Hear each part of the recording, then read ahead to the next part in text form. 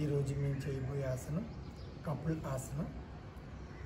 మేము ఎలా చేస్తున్నాం చూడండి. నచ్చితే లైక్ చేయండి, షేర్ చేయండి, సబ్స్క్రైబ్ చేయండి. Thank you.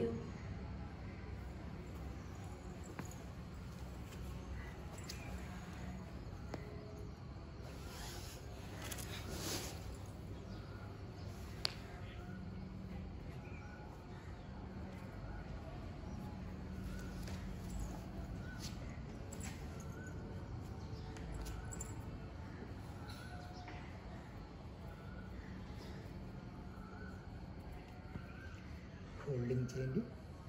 1 2 3 4 5 6 7 8 9. రిలీజ్.